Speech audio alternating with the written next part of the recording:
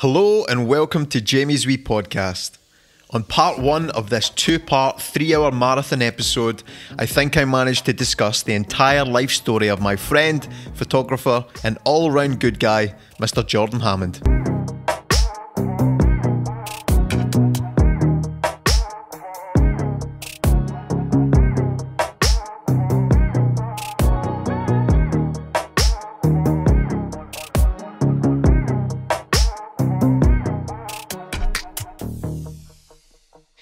Mr. Jordan Hammond, welcome to Jamie's Wee Podcast.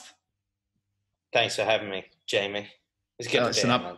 It's an absolute pleasure to have you here, man. It's been a long time coming. You're a hard man to track down. Yeah, man. I don't reply to you for weeks most of the time, so usually. Surprised I'm here. Aye. Good to be here, though, man. I've wanted to come on this for a little while now. Yeah, no, I must admit, when I first started this, you were one of the first guys to put your hand up and say you'd be very keen to come on. So I really appreciate it, man. It means a lot to me. You've obviously got a very engaged audience, a very large audience. So that means a lot to me. Is that why you contacted me? Yeah, I don't even like you. Now, before we get started, I just want to give everyone a quick bio of you, just in case on the off chance someone watching or listening hasn't had access to social media or the internet for the last few years. You, quite clearly with that accent, you are born in Dover in England, so that makes you the first Englishman on the Wee Podcast, which is, of course, hosted by myself, a Scotsman. So we're really uniting an ununited kingdom right now, if nothing else. Yeah, I agree with you there. Yeah. So it's good to agree with you there, man. You know. Yeah. But yeah, I'm going to stop interjecting. Do carry on with the bio. Right. Okay. Yeah. I'll keep enslaving me over the next 2 minutes. Oh, it's coming. Now, can I actually say it's really refreshing today, a podcast with someone from the UK, because it makes me feel at home and it makes me feel like I can talk a little bit more normal than I usually do. So I really hope we don't go off on a tangent where we start speaking in a wee bit quicker where people can't understand us. So we need to just keep our check on our accents. Yeah, we'll keep, mostly yours. Yeah, mostly mine. I get very comfortable in your company, so usually I start getting a wee bit more Scottish, so I'll just need to try and do my best so everyone can understand me and understand you as well. Yeah, I've noticed that when we hang out with friends, they often just say what? Yeah, as soon as we get into a conversation, no one else understands what is going on. No, slow down. Okay, I'll keep it slow. Yeah, sounds good, man. Now, if you actually Google your name, one of the first pages you come across is famousbirthdays.com, which is a picture of you looking a lot younger and a few bintangs slimmer, I must say. So much so I had to double take when I saw your picture on there, man.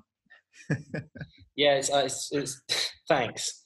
Mm-hmm. I've heard that I actually look quite ill in that photo compared to recent times, given that probably means I look rather full now. I think you look healthier. I don't even know, I remember seeing that for the first time and I'm not quite sure how I found it. It was probably quite egotistical. I think I typed my own name into Google. We all do it. Oh, I'm glad to hear it. Yeah, but I'm pretty sure I typed it in, and this was probably before I contributed to many websites for, written articles and stuff like that. I just punched a saucepan 1 minute. Yeah, I think it was before I'd written any articles for websites and stuff, and for some reason that popped up, and I was quite embarrassed about that. That's quite funny, man, but it's actually insightful because it tells me that you're actually only 26 years old, which is fascinating because you've achieved so much for a man so young. Perhaps, yeah, it's quite subjective, but I'm happy with where I'm at for sure. There's a lot of other stuff about me too, and I could read some of this right now as it's up on my phone. Mm-hmm. Before fame, this is how good this website is. Before fame, he first began posting pictures to his Instagram in March of 2016. So I was quite clearly nothing before then.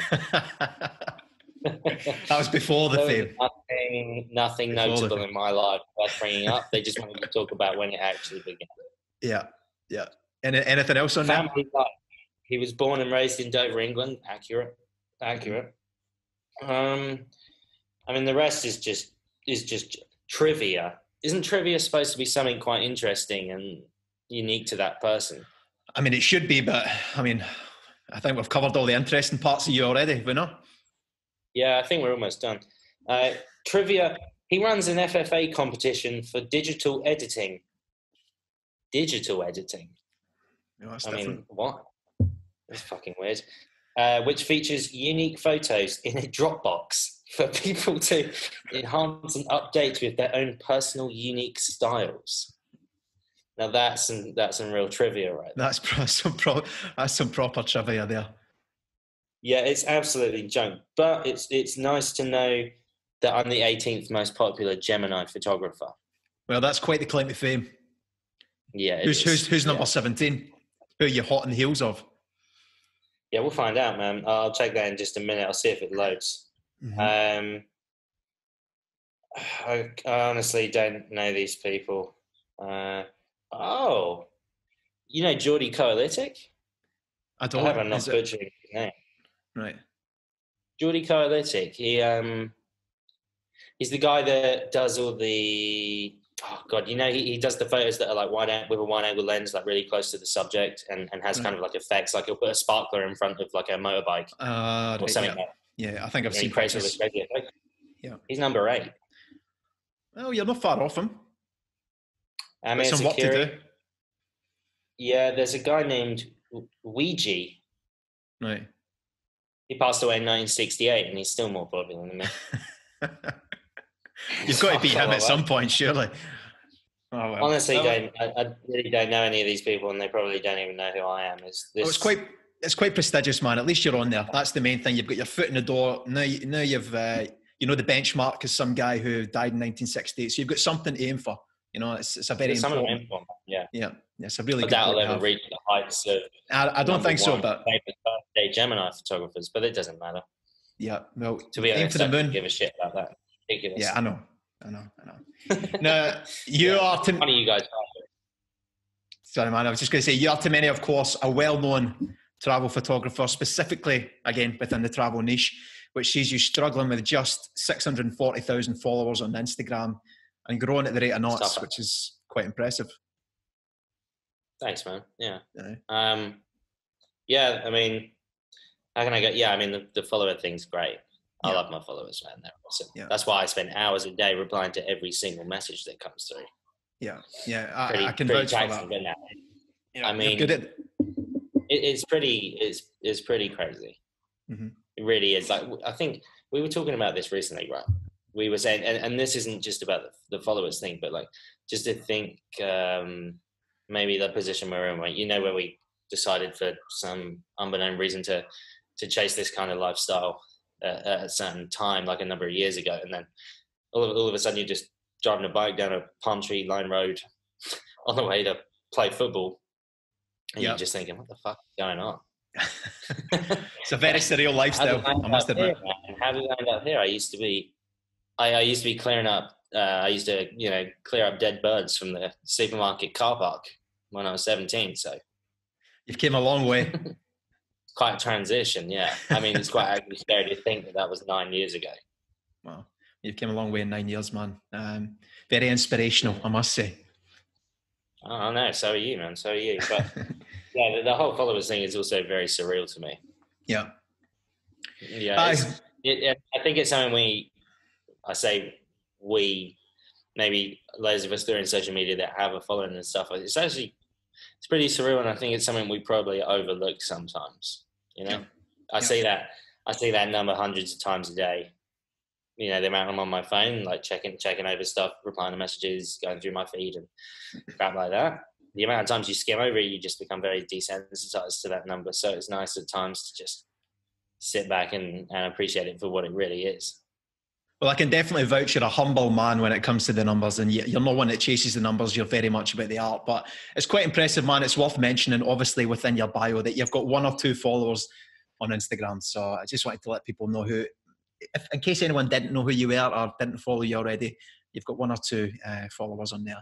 Now, your travel photography has also seen you work with brands such as Canon and Adobe, tourism boards around the world, plus featuring hundreds of articles and outlets such as like the London Economic and Insider. Your journey has seen you go from you like that? That's a good one. You like that? Sounds good, man. I've still got lots to say. Your journey has seen you go from a self-taught photographer from the cliffs of Dover to a world-renowned traveling photographer and photography teacher in the space of just a few years. You literally are the end goal for pretty much every aspiring photographer to be.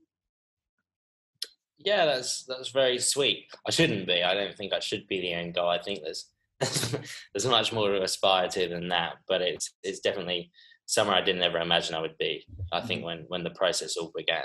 But yeah, I started shooting in 2015, so it's kind of coming up on 5 years now. I preferred it. I preferred the narrative when it was 3 years ago. Yeah, that sounded cooler to me. Years. But now it's approaching 5, and the next milestone's 10, which is horrific. But yeah, man, it seems like a lifetime ago. You know, when I first got a camera, I was just living at Soph, and for those of you who don't know, Soph's my girlfriend / boss. It's like, you know, she runs the ship. She runs the entire ship around here. And I was just taking photos in. This sounds ridiculous. I wasn't actually taking photos anywhere. I got the camera, a Canon 700D, and I just liked the idea of having one. It wasn't really the notion of going outside and chasing a sunset or a sunrise because I'd seen Instagram photos. I actually just took a really shitty camera that Sophie used to own to Rome when we went on holiday for her birthday. And I was just playing around with it the entire time. And I thought, this is really fun. I bought a camera when I got back. I bought all these totally mundane, monotonous photography for dummy guides. I mean, they were just the driest things on planet Earth. So I've never read them. I did actually read like a couple pages, and I couldn't even figure out manual focus. So I said, fuck this, I'm not reading this stuff.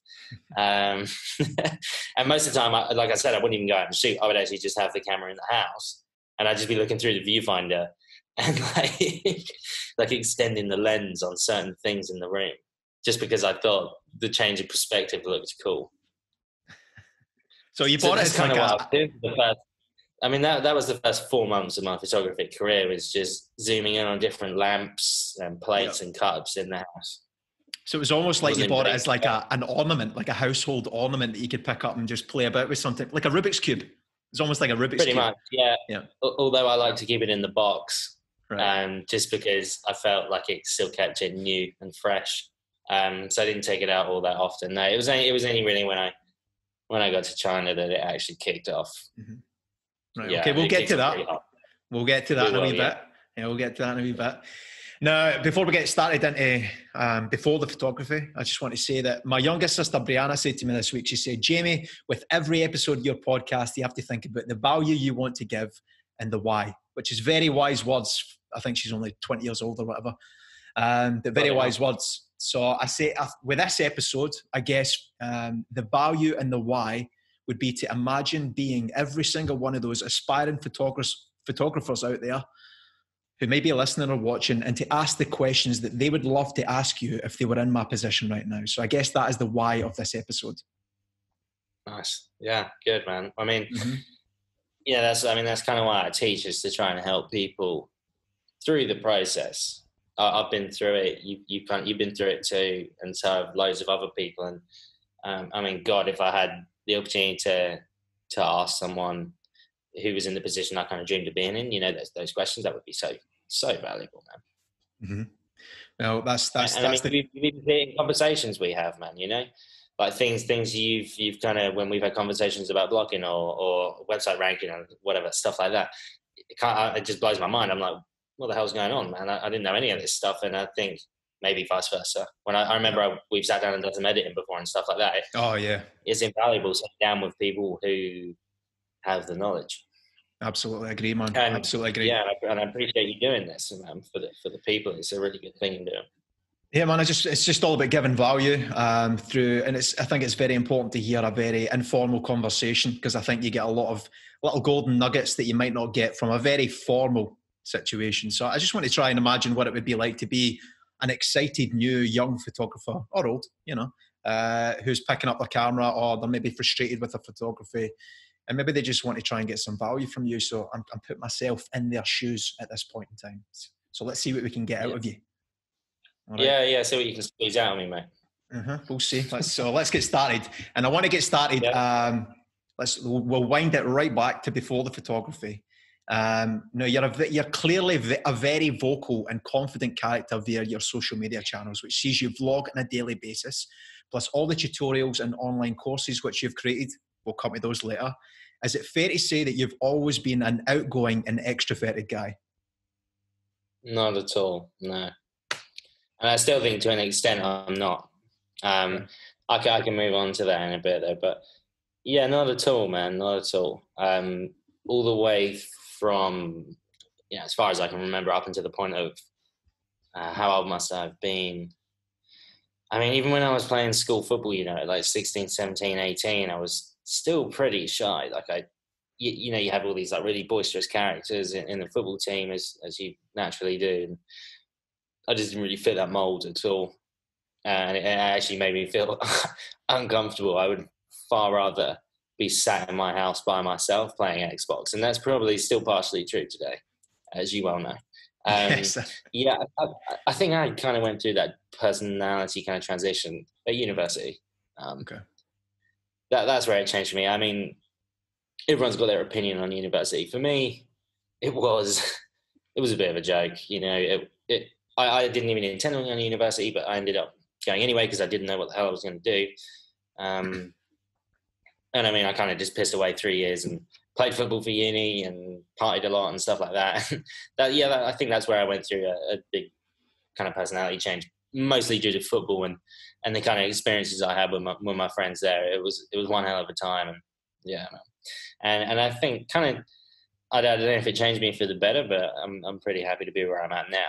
And I mean, I'd probably come across as kind of confident in my stories and stuff like that. And he made an online course. Oh, he must be so confident talking into the camera. But it's not the case. You always kind of go.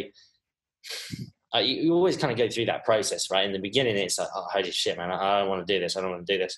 Like I've looked at my Instagram stories from 2 years ago, 2.5 to maybe. Oh man, like 3.5 years ago now. What the hell?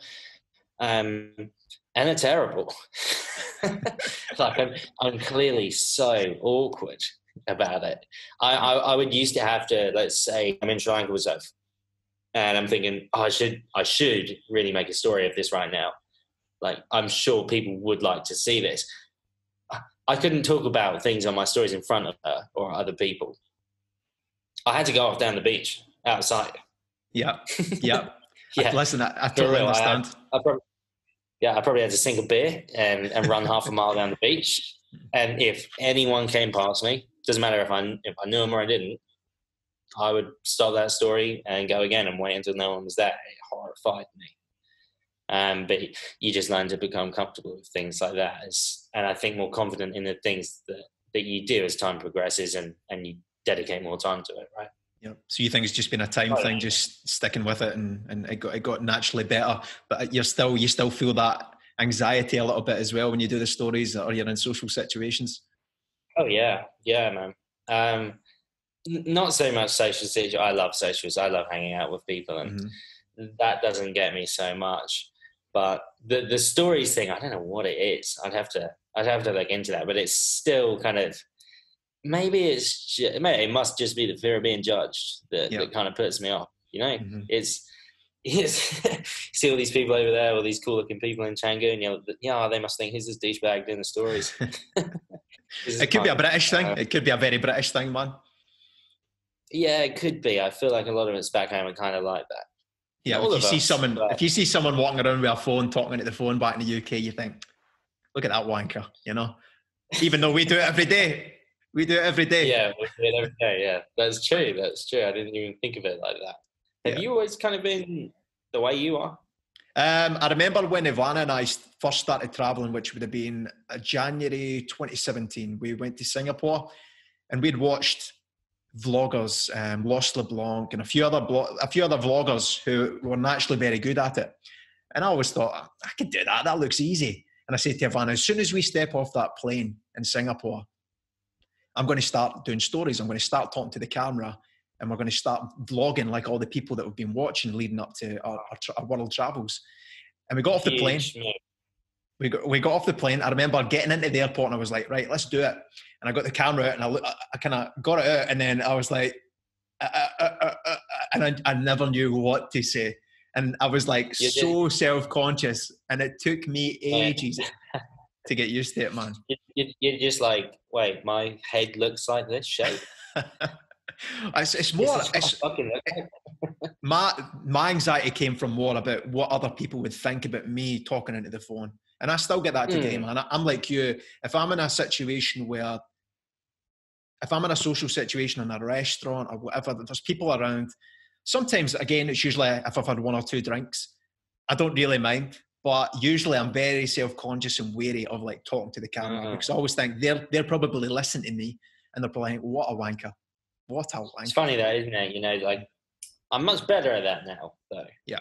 I try not to let, you know, that kind of fear of being judged overcome me. And I actually try to think of it a little bit, try to actually flip it around. It's actually just me being selfish. And, you know, I'm not sharing my message with you know, hundreds of thousands of people follow you, and you're just gonna fucking give up like that and not show them what's going on, or you know, like teach them a little lesson here and there. Maybe it's something to do with photography.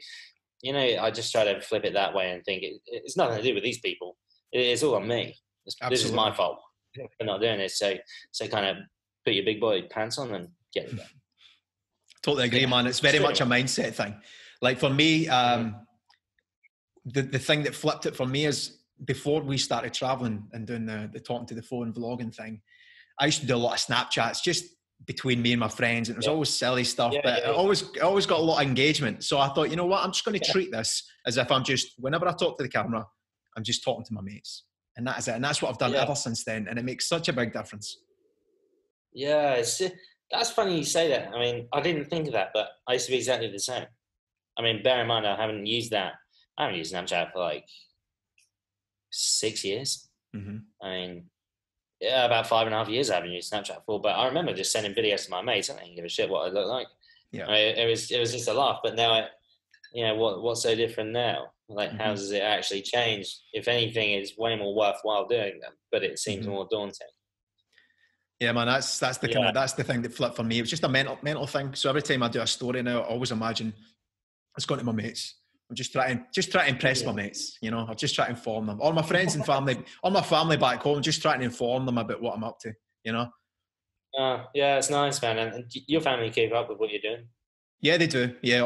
I think we've got 29,000 followers, and I think my family are 28.5 thousand. You know.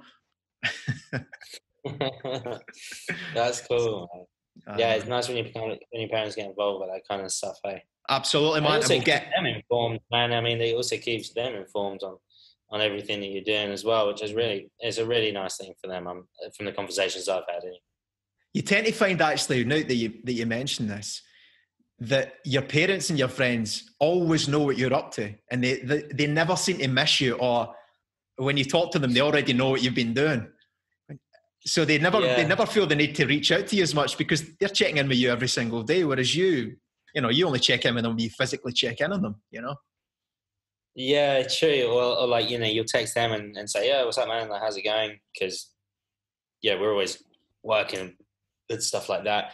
And maybe it's because we have more followers that we would probably pop up at the top end of their stories, right? It's something to do with that and the amount of times you interact with certain accounts. But yeah, I mean, sometimes I think in the past I would have thought like, yeah, why is my friend not like getting in touch with me? Like, dude, you're like my best friend, and you never reach out. Like, what's up? It's always me kind of checking in on you and how you're doing. But yeah, you're right. I didn't. Probably is a bit of that as well, right? Yeah, they know what you're up to all day, every day. I get it too. Even recently, I guess, is you see people's stories all the time. So you might have the intention to kind of call someone and actually catch up with them. But maybe subconsciously you're like, oh, now I've seen all their stories. Like, I don't need to call them. There's no point. Yeah, I'm informed. I'm informed. Yeah, they seem all right. Yeah, there's no need to check in. Yeah, that's basically. It's not the way it should be, but I can understand it. It took me a while to get used to that because whenever I did check in with friends and family back home, they knew what I'd been up to. They knew how I was. They knew that, they knew everything pretty much that was going on. So So it was pretty surreal, and it made a lot of sense about why maybe they didn't reach out as much, because they just felt like they were seeing me every day, you know? Yeah, maybe. I mean, that's probably the point at which you should just have the conversation with them. Mm-hmm. Not about sex, but you should probably, Could have that conversation as well if you want. if you want. Yeah, I mean, that's your call. But yeah, that's probably the point at which, then you have to have the conversation with someone to kind of, it sounds a bit anal and a bit formal, but to like kind of set that boundary, Yeah. It that makes sense, boundary, man. or kind of, because otherwise they just break your expectations. Yeah. I don't expect anything. I expect them to reach out to me, but they're not doing it. But you haven't said anything to them, so how the hell would they know? Yeah, it's something I've gotten used to, man, and yeah, I'm sure you have as well. Now let's rewind a wee bit. Okay, go ahead. No, what are you going to say before we rewind a little bit? I was going to say the thing about the friends, like where you may expect them to keep in touch with you. That's not always going to be the case anyway, because people move on. Yeah. I mean, you weed out the chaff, you weed out the rubbish when you leave, out of sight, out of mind, and the ones that want to keep in touch. Yeah, for sure. I mean, even then, you kind of, I feel like with some people I've maybe lost touch with them where I wouldn't really want to. It's not because anything ended on bad terms, but I think it's kind of natural progression in a way, right? People just move on, and it's not through hatred or anything like that. It's just people move in different directions, and it's kind of important, right? I mean, I think if you're probably hanging out with the same people from the age of 10 till your deathbed, there's probably not a very lot of room for growth there. Yeah, I mean, I totally agree, man. Apart from, there might be 1, 2, or 3 that progress with you, and you naturally progress. But there's always going to be people that kind of fall away, especially what we do, man, when it comes to travel.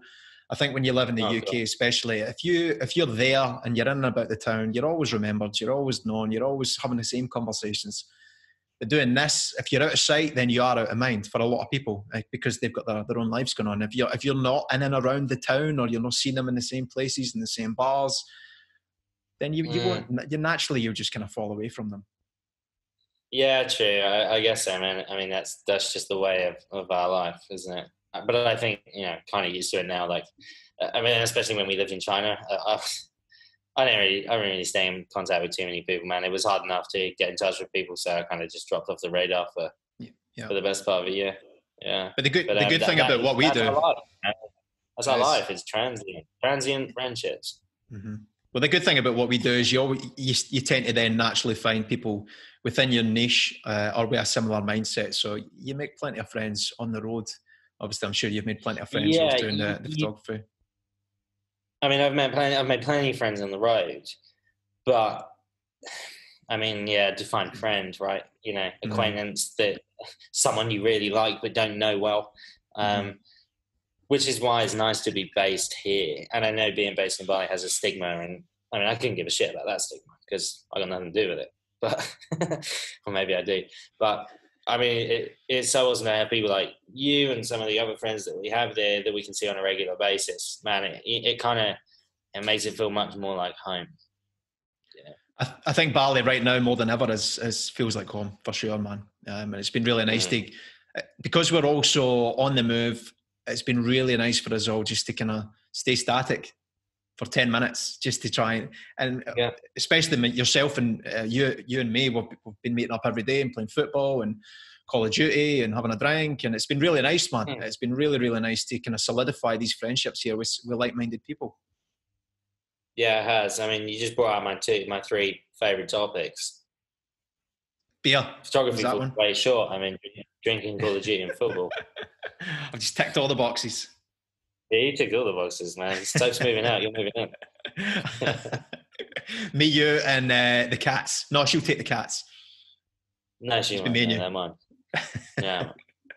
You and the cats is awesome. You can wear a little wig or something. Whatever floats your boat, man. Whatever floats your boat. Now, I want to rewind because we went off on a wee tangent there, but it was a nice tangent. I like that. I like when we go on tangents that give value, so that's fine. But I want to go back to university. Yes. Where and what did you study?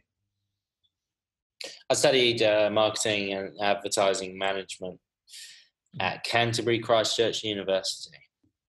Excellent. Now, is this something that you had a passion for and wanted to pursue as a career, or was it just something you fell into after high school? I wouldn't say I definitely didn't have a passion for it. No. Okay. I may have thought at the time that I did, but then I don't think I truly would have known.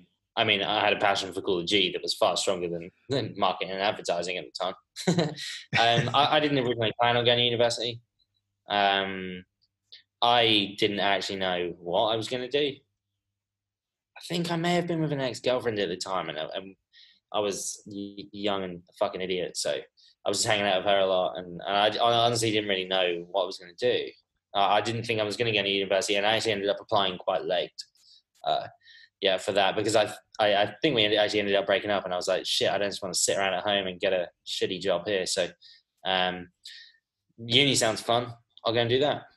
Okay. And was it just like you picked the most generic subject that you could find that may lead to a job? No, I didn't. I studied business for A-level. It's funny, actually, of the 3 subjects I did. Now, I dropped my 4th subject because I failed it. I got a U in it in my AS year 12. So I thought best to drop that and try and recover the God, I don't even know what grades I got. I'm pretty sure I got 3 Ds and a U in year 12. So I thought maybe best to drop the U and focus on the 3 Ds and try and pick those up. What's actually funny is I had to redo my AS and A2 in 1 year. Wow. So I had to do year 12 and 13 in year 13. Wow. And God bless, I made it through that. I don't know how it happened. I knuckled down hard, man. So you're capable. You're capable.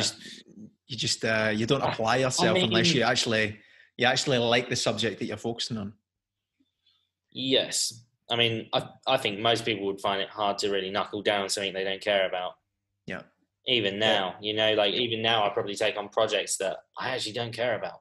I find it really hard to connect to the project, to the brand, and I lose interest in it really quickly. I mean, that's a problem of mine. I'll happily sign up to things, and I love having these initial conversations with people because they're all excited, which gets me excited. And then halfway through the process, I'm like, why the hell did I start this shit? Like, this is literally driving me insane. Anyway, yeah. I'll go back to the uni thing because, goddamn, yeah. Canterbury Christchurch University, marketing and advertising, and I studied business in A-level. It was the worst. It was the second of the 3 subjects that I finished at school. That was my worst grade, but I ended up deciding to go for a uni anyway because I just enjoyed it. I don't think I've ever been too great with theory and stuff like that. I don't know. I just don't really connect with that kind of shit. It's just not who I am. I remember like studying the book stuff and thinking I'm answering things right, but on paper and in an exam, I'm useless, dude. I hate exams. Yeah. How would you describe your lifestyle and mentality throughout that period in your life then?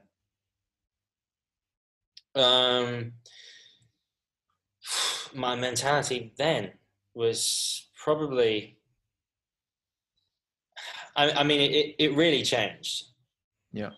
It really, I went through a very quick transition. I think when I actually said earlier that my personality probably changed in uni, that's for sure. But I think I also underwent like a massive transition in my final year of school because I had that whole first girlfriend thing. We broke up. I was like, oh, this sucks.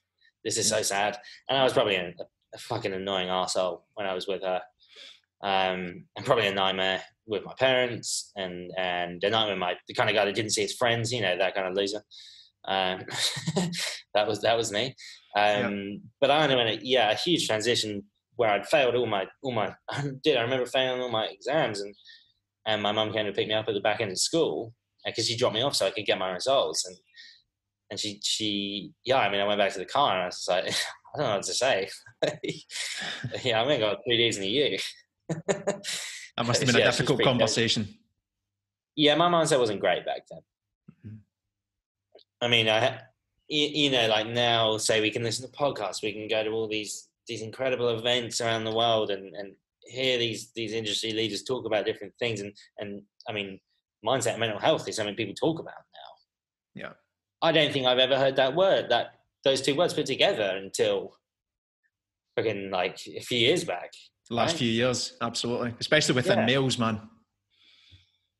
Yeah, I mean, even with girls too, I would say that, because there were quite a few. There was a couple of girls in our year at school. I mean, I went to an all-boys school, but a couple transitioned over from the girls' school in our town, and some of them were going through, when I look back on it, really bad time, dude. I mean, a really rough fucking time, but it was never labelled as, you know, mental health problems. And then, you know, if people do that now, you'd like to think people would be more sympathetic towards them, but I mean, we were a bunch of, and it wasn't me giving them shit, but I mean, you know, they're 16, 18, 17, 18-year-old kids. Most of them, if they're in an all-boys school, it's pretty rough anyway. Right, ruthless. Yeah, it can be, man. Yeah, I mean, even I was bullied in school in like when I was like 16, 17, 18. Yeah, it was rough. It's not nice. Right. Yeah. Which is why I'm probably always a bit more sympathetic towards that shit. And I don't really like to talk shit about people. It's not something I'm very fond of. But it's a good quality to have, yeah, man. Did go through a transition. Sorry, I know I keep rambling on, but yeah, I mean, I think my personality, the way I was back then, was probably very erratic, very aggressive, and still, I think deep down, quite a nice person. You know, do anything for anyone, but it just, maybe I had this kind of mental block back then. But it all kind of changed around when I figured out I wanted to go to university, and I thought there's now or never. You know, if I don't make this happen, what the hell I'm going to do? So at that point, there's no choice. Well, it sounds like it was meant to be, man. It sounds like the university was just the transition that you needed at the right time. So it's fascinating to hear what you used to be like, man, because knowing you now, it's hard to imagine you actually being like that. So that's a fascinating insight. Yeah, most people don't know this kind of stuff because most people don't ask, you know, questions beyond surface level. I say most people, that was an overgeneralization. But a lot of time in conversation, that stuff doesn't come up, man. Yeah, that's true. That's why we're here. That's why we have these conversations.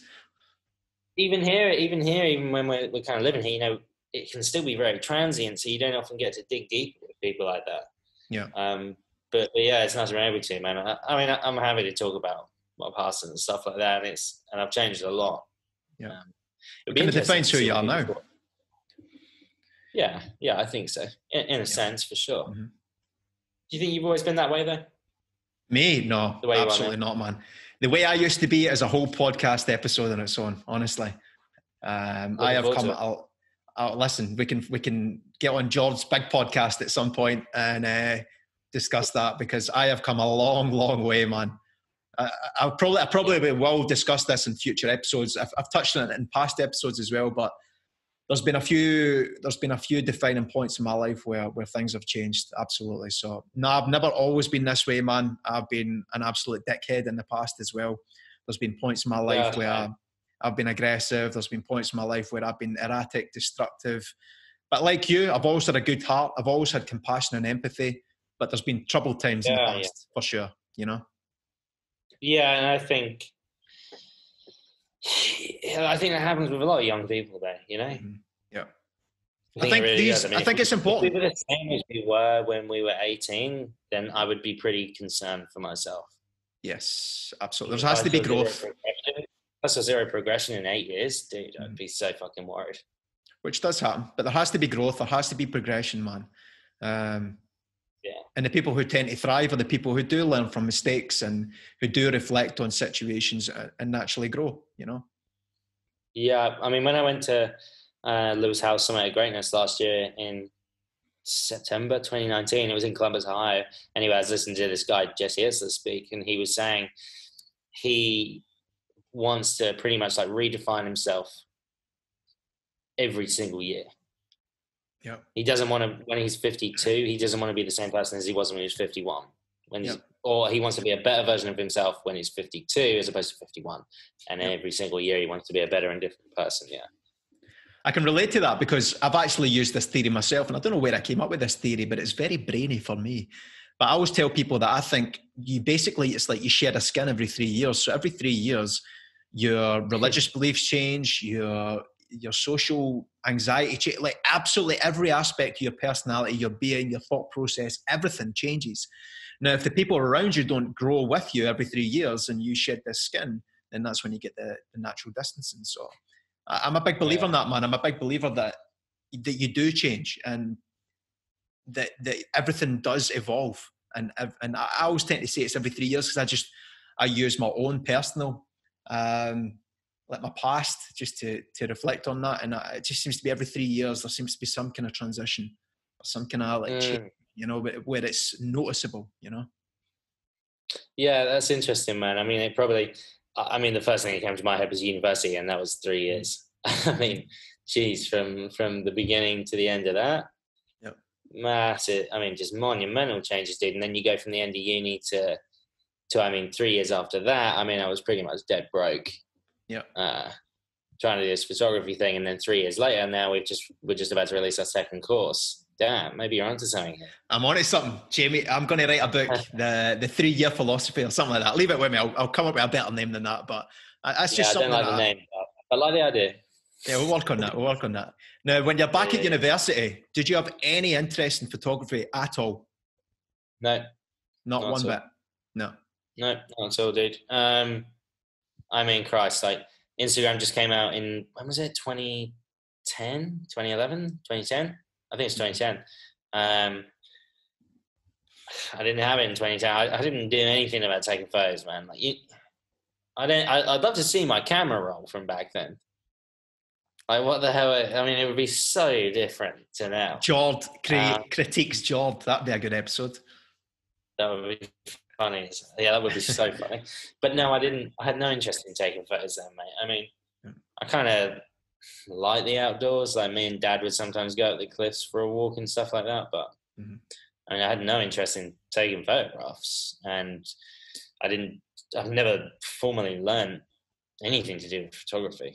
I mean, I've downloaded courses and stuff to learn how to do particular things, but no, I've never, it's not like I took a class at university or an extra classes after lessons, stuff like that. I didn't do it in school. Just kind of picked it up and ran with it. Yeah, that always fascinates me when you always think of someone who's like a master at their craft or they've really excelled in a particular subject. You always go, well, they must have been doing this all their life, or they must have been professionally trained, or they've mirrored a professional, or they've been to school and they've learned about all the theory behind it. But for you, it's never been that way. No, it hasn't. I mean, I picked it up in, like I said, I bought a camera just before I went out to China, and I did get those books. I like reading books, but I mean, when they're about the technicalities of photography, it makes me want to be sick. It's horrifically boring, in my opinion. I've just never been interested in shit like that, mate. I'd rather just go out and do it and fuck up a load of times and figure it out myself. So yeah, I mean, you certainly don't need to go to. I really don't think you need to go to university to do photography, and I'm not slamming anyone that's currently doing that right now. I mean, more power to you if you are, and if that's something you were really set on, then go for it. But I don't think it's totally necessary to make it in this whole world of photography at all. Yeah. In fact, most people, I don't actually know anyone who's, I don't have any friends who are in this space who studied photography at university. It's fascinating, man. That's a fascinating insight, because again, I think that's just a stereotype for the likes of you and your friends who have got similar sized accounts or similar styles and stuff like that, or similar abilities. People can just assume that you've been professionally taught, or you paid a lot of money to learn these skills. So I mean, that's very attainable. It's very relatable that anyone can really just pick up a camera, and if they work hard enough, then they can make it to the point. If they work hard, it's a combination of things. There is a certain element of, as they say, like having an eye for it. That's absolutely true. Yeah, it's not as straightforward as if you go on this and this course. and you watch this many hours of YouTube videos, your photos will be the same. Yeah. You might be able to absolutely replicate their image, but but then it goes beyond that. It's about going out and being able to do things by yourself and kind of come up with new concepts that you think all these hundreds of thousands of people are going to find interesting. It's very different. But yeah, it's not. You do have to kind of have the eye for it. But I think that's fine. We're not all built to take great photographs. If we were, it'd be a pretty fucking boring world, you know. Yeah. And I'd be out of a job. So. Yeah, you would. Yeah. True. Yeah, I'd have no money, mate. Yeah, I'd be stuffed. I'd be back in the supermarket and picking up dead birds out of the car park again. Oh man. Now, before we go any further, I want to bring in your other half, Sophia. You briefly mentioned her at the beginning. But she is the biggest legend. She plays such a pivotal role in your life. So how and where did you guys meet? Tinder, November 2014. Excellent. Yeah, it's quite funny. I don't know what day it was that we started talking or that we matched per se, but yeah, Tinder. Yeah, perfect, people laugh man. at me. So. I met a couple you met on Tinder, right? We met in Bumble. Yeah, we met in Bumble. Man, I said, listen, it's the 21st century. That's how people meet people. We don't meet people in bars anymore. You know, it's all about the apps swiping. It's like an Argos catalogue, you know, just swiping left and right. Yeah, you just punch in the code for Sophia. She just gets brought up to the till and you take her home. That's it. There you go. And you've been with her ever since. Yeah, it's really mad, dude. Yeah, it's really mad. I mean, I had a lot of matches on that thing. I can imagine. You're a handsome man. I was. We used to be. I used to be, mate. So yeah, I understand that. But now, I mean, if I tried that game now, I'd be fucked. You'd be in big trouble, man. Especially here in Bali. Yeah. Yep. Big trouble. But yeah, I just find it absolutely. Yeah, she's incredible, man. Yeah. That's what I was going to say, She's probably going to listen to this and think, Jord had a beer before the podcast. He had a beer on the show. She's probably pissed up and saying all this stuff. But no, it's true, man. I wouldn't be doing this without her. But that's what I was going to say. I was going to ask, can we delve a little deeper into how you two function together? But also, in fact, let's just actually hear about what, like the decision the two of you made on moving to China. That was the next thing I wanted to touch on. How did that come about? Because that's a huge life decision, especially for two Southern English people who just kind of met and their love is blossoming, and next minute you're moving to China. Yeah, I guess it does sound quite. When you say it like that, it does sound kind of mad. We hadn't even known each other for a year, and we'd already moved into a flat in China. Right. So, I mean, Soph studied law and Chinese, and she got a first. She's smart as hell. And she basically went to the.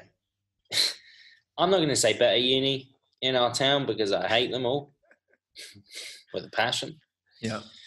She's okay. She went to the better uni. I mean, her uni's like, I don't know, it might even be top 10 now, but it's top 15 in the UK. Mine was, in retrospect, probably bottom 15. Okay. Yeah, but anyway, we met, blah, blah, blah. And she just put it up in conversation, you know, like she'd studied abroad in China for a year. She studied, actually, I don't think it was an entire year, but she studied there. She may have, off the books, you know, taught some Chinese at the school. You know, I don't know if she definitely did that, but she may have done that. just in case the tax man's listening, you know. Yeah, I don't know. Yeah, who's the tax man? Yeah, she got on really well with the people that worked there. She was good at teaching. She came home. We met. And then, honestly, it was a couple of weeks. I'm pretty sure it may have been a month, not even a month after we'd met. I mean, we got on really well. We still get on okay. And she was just saying to me, you know, I'm thinking of going to China once I finish this law degree. I remember thinking, what the fuck are you on about? So random. But also I found that quite exciting. And I'd gone traveling for the first time with my friends. That's the summer of 2014. So I met her in December, but I went traveling for 9 weeks in the summer of 2014. So about 6 months before I met her. And I kind of had this, the travel bug cliche thingy. I had that, and I was just like, God, I just want to do anything to travel. What's actually funny is a month or two before I'd even met her, I was looking up online places, countries in Southeast Asia that I could go and teach English. I actually had a bookmark for this place, for this website for like teaching English in China. Eerie. And very eerie. And for kind of weird. And for teaching English in, I don't know, it might have been like Thailand or something like that. So when the idea came up, I was like, at first, obviously, a bit like, whoa. I probably jumped at it to try and impress her. I was like, yeah, sure, let's do it. But I'm sure, in my own time, I probably thought, what the fuck's going on? It's kind of crazy. But I just wanted to do something different. I knew I wanted to travel more. I didn't know what it would bring, but I was. This is weird. Hey, I used to work for my county tourism board. Right. Yeah, in digital marketing, so in social media management. Wow. It's weird. It's wild. That's really weird, man. Yeah. I mean, the climate's changed since then, but it is still kind of weird. I mean, the job is great. The people I worked with were some of the nicest people I've ever met, and such good fun too. So I really enjoyed it. The pay was shit, but I enjoyed it. Yeah. I mean, I kind of signed up on a 6-month contract, and it was coming towards the end of that, and they were like, "Hey, I just assumed they were gonna, get rid of me after that." But they were like, "Hey, we really like what you're doing. We'd love to extend your contract, and if you want to stay another 6 months, or I can't remember what it was. It might have been, do you want to do another year? That'd be awesome. We'd love to have you." And I was like, "Actually, I really like it here, but I'm not going to be staying. I'm going to China to teach English." And I was learning Chinese at my desk on the last few weeks. I was taking in books and just studying Chinese because I was like, fuck, I need to practice now because it's going to be rough out there. But yeah. Interesting, man. That's pretty much. Well, now I can imagine from growing up in Dover to finding yourself living in China, it must have been a bit of a culture shock. What were your first impressions? Oh man. Honestly, it was probably the most stressed out I've ever been. I was actually miserable for the first month. Right. I remember flying there and thinking, oh, this is so exciting. And, first my mum, super supportive, but at the time, I don't think she liked the idea of me leaving the country for an extended period. She was like, you don't know Chinese. you don't this, don't that. I was like, Mum, shut up. I'm still going. It doesn't matter what you say. I'm still going, mate. I'm not listening to you. I kind of wish I had for that first month that I had listened to her because, it was hot. It was really, really uncomfortably hot, man. There was in 40 plus degrees, humidity through the roof. I remember the first night we got there. We get to the airport, we get in a cab, and we're getting taken because we didn't have a flat at this point. We didn't have a flat, so we were like, oh, we'll go to this. The school booked us into a hotel in the city centre of Chongqing. I'd never been there. I'd seen there were about 5 or 6 images on Google that I had to reference for this place. And bear in mind, it's unofficially the most popular city on earth. This place is it's like half the UK's population shoved into a city. Oh. I think there's maybe like 30 million people there. 32 million people. 30 million. Jeez. It's ridiculous, dude. But anyway, I remember getting there at the airport and the traffic was horrific. I've never seen, it took 2 hours to get from the airport to the hotel, which was probably about 25 kilometers. It was grey as hell. Just looked miserable, man. The roads were grey. The buildings looked grey. Sky was grey. Sounds like Scotland. Yeah, right. I'm at home. Got to the hotel. I was at The Wi-Fi didn't work. I needed a VPN. I couldn't get the VPN to get in contact with people at home. It's hot as fuck. The shower had no hot water. I mean, yeah, surely the cold shower would have been nice when I'm hot, but it was just that kind I think I was just looking for some kind of comfort. The shower didn't work. Bed was, I mean, I'm really bitching about it, but it was just a really uncomfortable experience, dude. And then on top of that, it's, I've moved to this place I have no idea about. They don't speak English. I'm eating food I've never tried before. I'm now working at a job. I did a TEFL qualification online. That does not prepare you for it. It's a joke, mate. Like, honestly. I passed the test with flying colours, which is strange because I'm not that good at tests. But, teaching in a new place, teaching alone, just in a new career. I'm meeting all these new people at work. I'm trying to find a flat to live in at the same time. Man, it was just a real head fuck. And honestly did my head in. I cried on multiple occasions in my bed at night, just thinking, I'm so done with this shit. Yeah. And I just want to go home. What was the turning point? After about a month or so, I think. Right. Was it a defining moment? No, not really. I mean, honestly, I just remember that from the beginning. I don't remember a turning point, but I more so remember the shit stuff in the very beginning.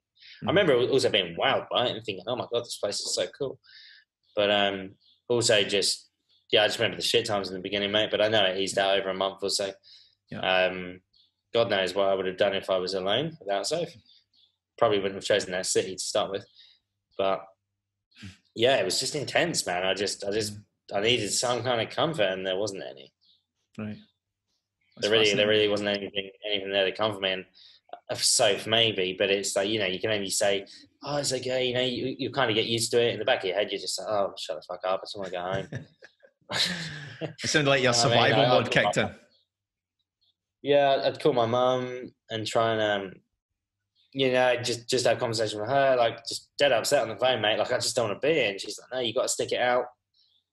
You got to say, release the mom, blah, blah, blah. Yeah, I reached a point, dude. I don't know. I started, I think actually a turning point may have been when I started to travel in China. Because I'm stuck in this big grey city. I've never lived in a big city like that before. I mean, I lived in Canterbury. I grew up in Dover. I lived in Canterbury. Canterbury's a low-rise, Canterbury Cathedral, old school, old English buildings and stuff. It's not a metropolis. But I think, once I started traveling and getting outside the city and going and seeing all these beautiful places, it really changed for me, probably around then, to be honest. I started to realize, if you can kind of just pull through this shit, the teaching got easier. I came to get to know the kids I was teaching and came to understand like a little bit about how to teach. Made friends with my colleagues, stuff like that. So very quickly it went full 180. You arrived in the place and it was a shock to the system, a sensory overload, and then after a month or so, you really started to fall in love with China. Yeah. So the beginning of it was total assault on my senses. Yeah. I was on the toilet for a week straight, mate. At one point, food was going right through me. It's just awful. But once I started to travel, man, I mean, that was it.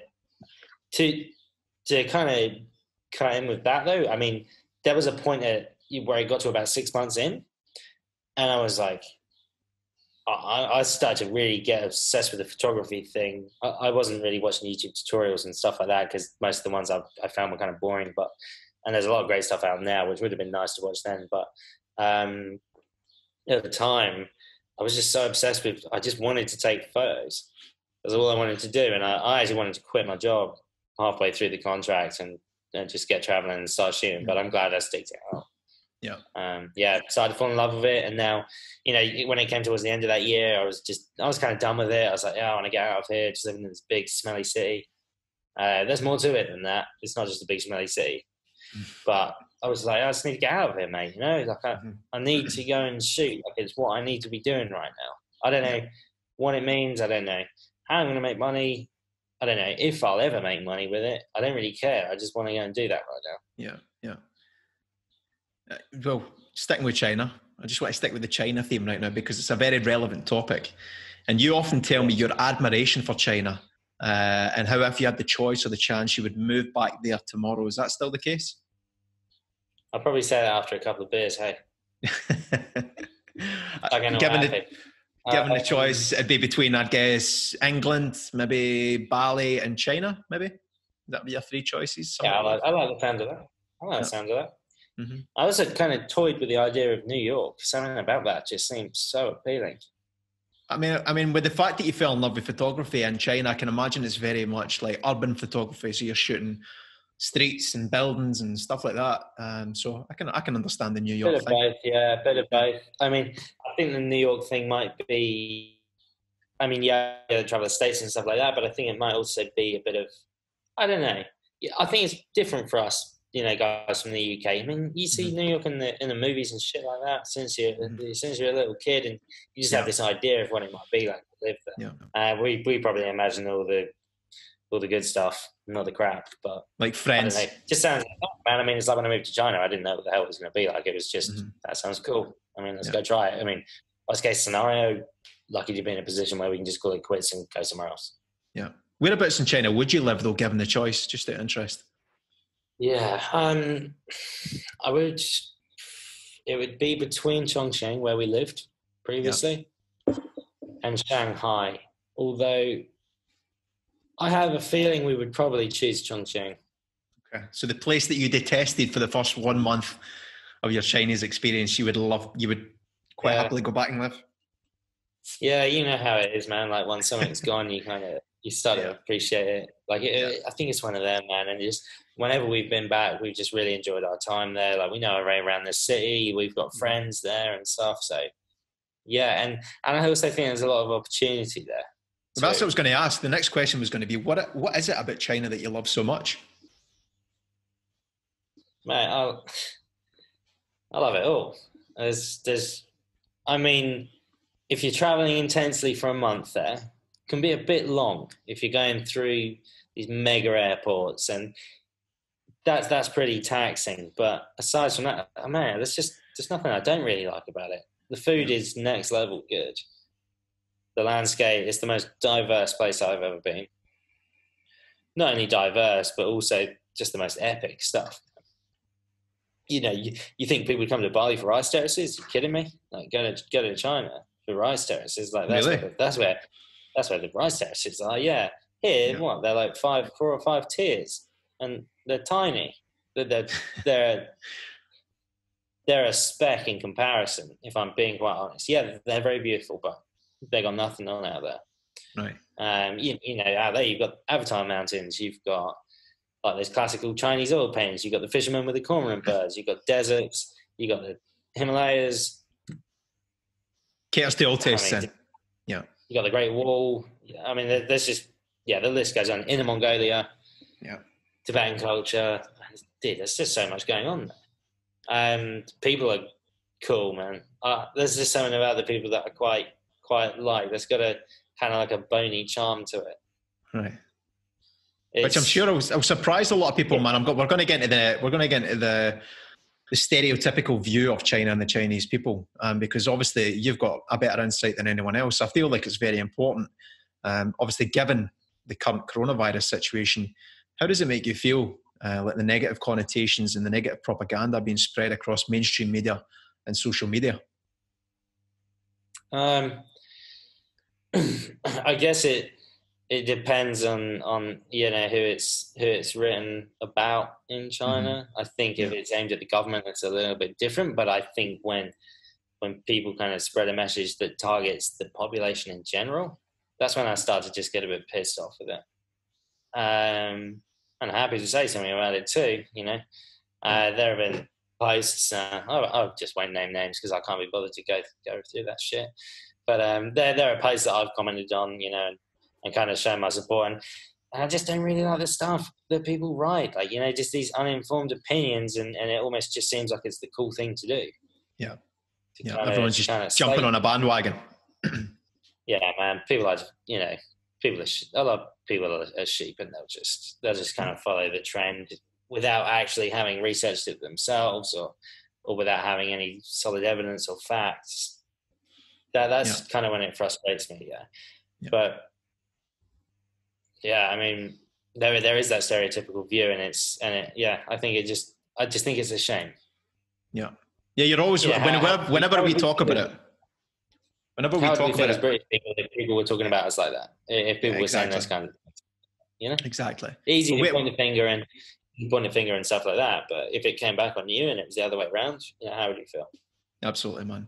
Again, whenever we talk about China and the Chinese, and given the current situation, you can tell that you're very passionate about defending and sticking up for China and the Chinese people, especially, man, and their way of life.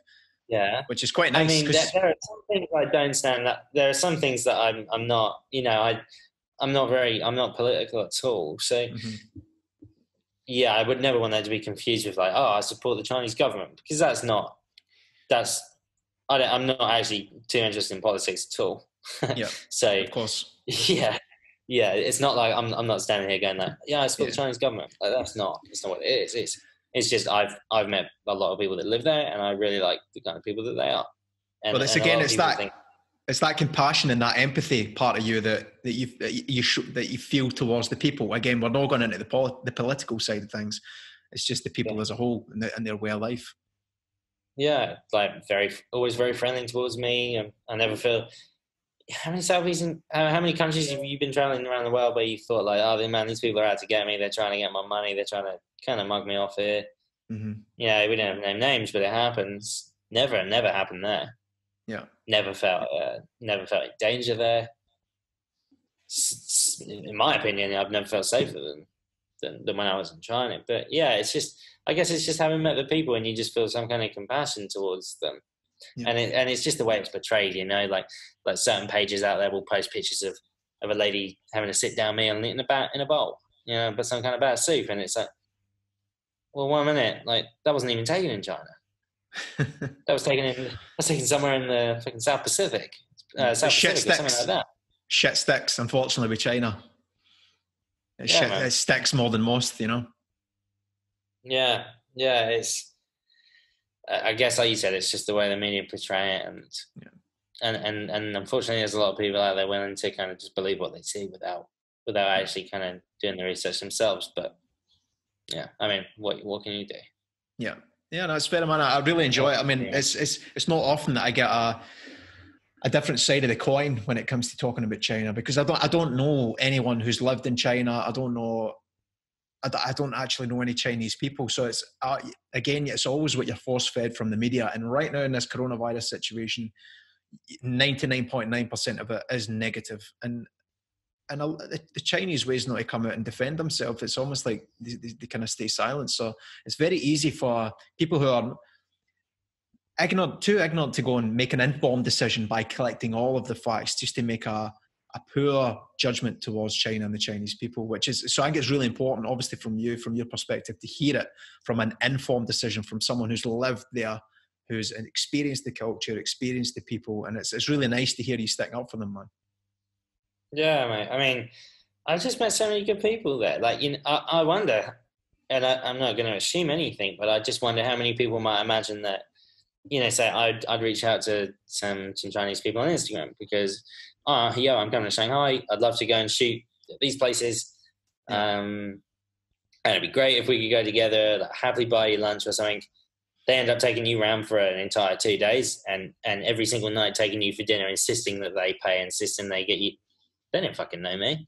Yeah. They have no reason to take me around and help me out and do all these things for me. That would rarely happen back home, Really? Not like I'm staying back home, but it's just. That would really happen when you go out with your friends. Oh, mate, yeah. Imagine you're trying to get your mate to buy you a beer or something, man. That's a mission. Ain't happening. No, not a chance. Not a chance. Yeah, I mean, I'm sure other people have had different experiences. And certain things can be super weird and annoying. I've got some stories, man, just weird stuff that happened where you think, I'm not so keen on that. But also plenty of great experiences too. Yeah. So I'm looking forward to going back, man. And I honestly would, all this news and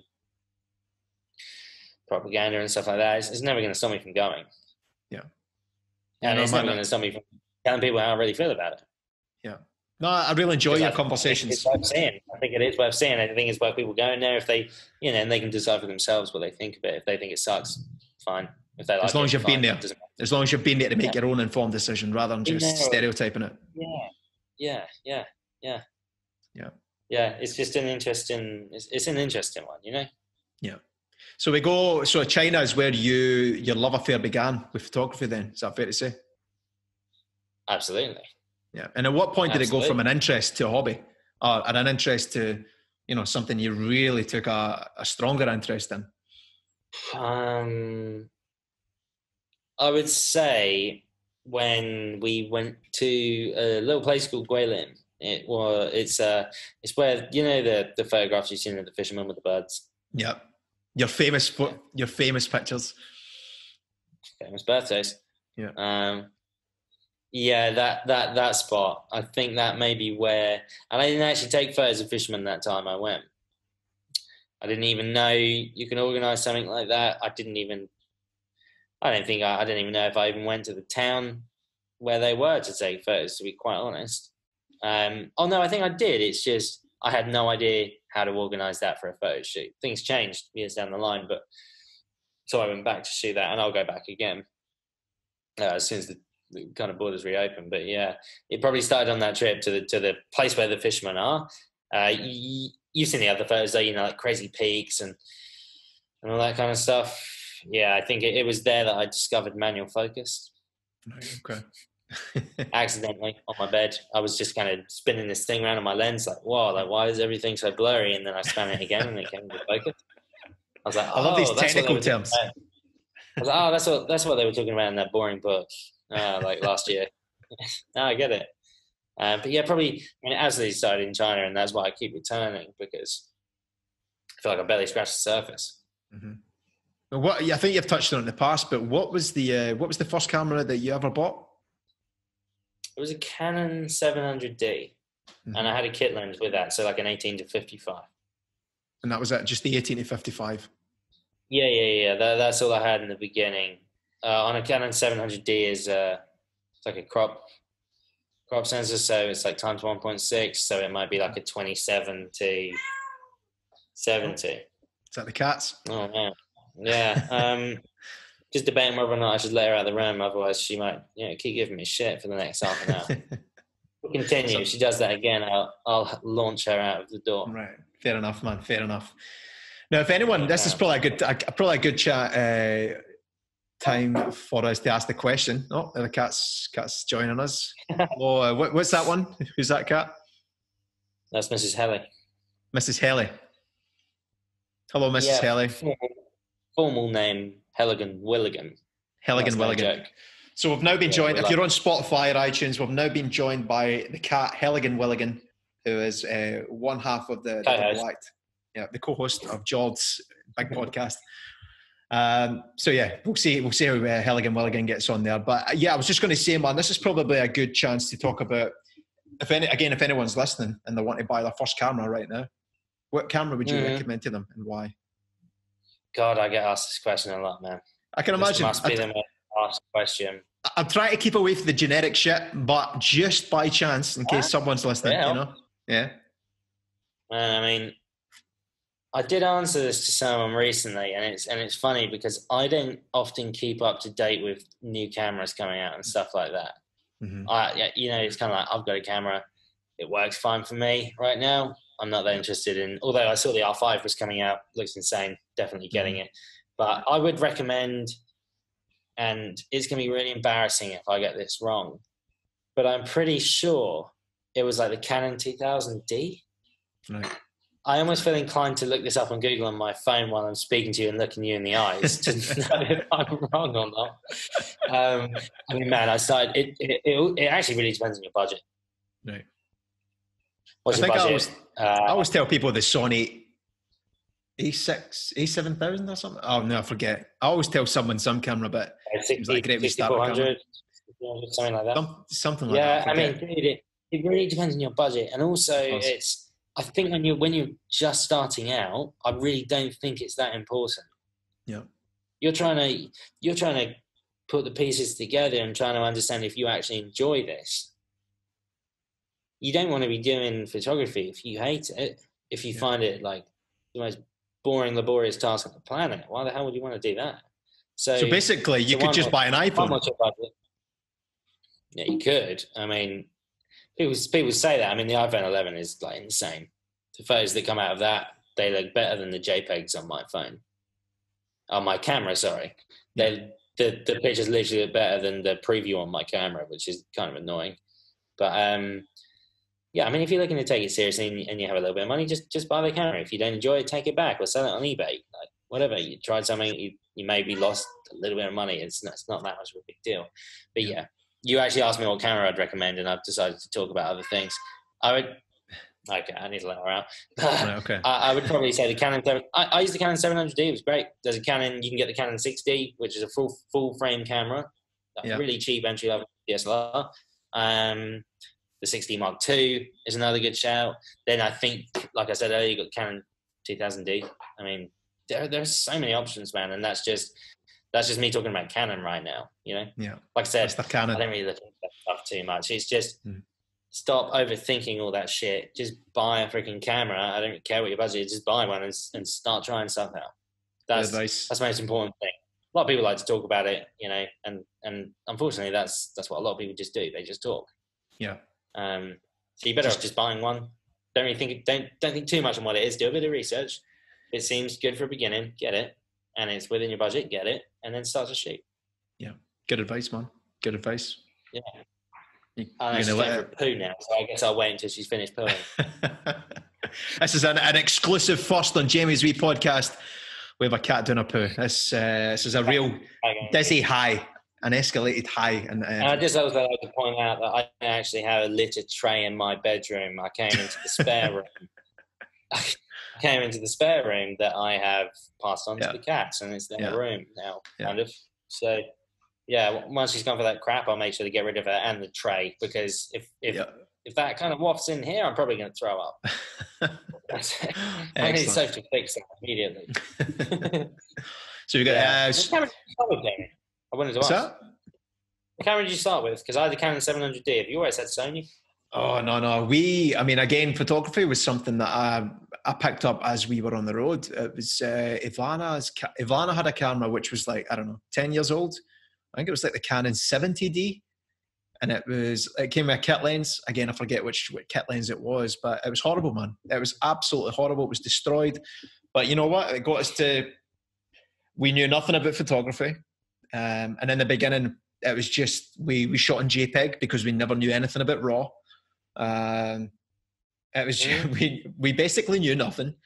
We had the worst camera, but we still managed to get to like 20,000 followers with that. And we still, in fact, we've actually slowed down now that we know we got a better camera and do more technical edits. So maybe we should go back to doing the basics, you know. But yeah, man, her camera was horrible, man. It was really bad. The quality was terrible. A lot of noise in the images. But you started with something. You started. Started. Learned about composition and everything else that comes with that. You learn by having something shit. You learn easier about what it is you need in terms of the details. So I totally agree, man. If you just buy something basic within your budget, make mistakes, but as long as you're taking pictures and as long as you're actively trying to learn new skills, then that's the most important thing. I dread to think how long people really spend looking into what camera is right for them in the beginning. You know, mate, just shut up and buy one and start like that. Oh, I'm gonna go fishing. I don't know which fishing rod to get. Just buy a fucking rod and go fishing, mate, and start figuring it out. Like, you know what I mean? Yeah, learn as you go. Absolutely, man. Or like, you know, what football should I buy? I want to start playing football. What football should I get? Hey, just God, stop that. Yeah. Right, I'm gonna let her out, man. I'm gonna be right back. Okay. Cancel. I'm gonna. Funny, I actually just got a text from Sophie telling me that the other cat is stuck.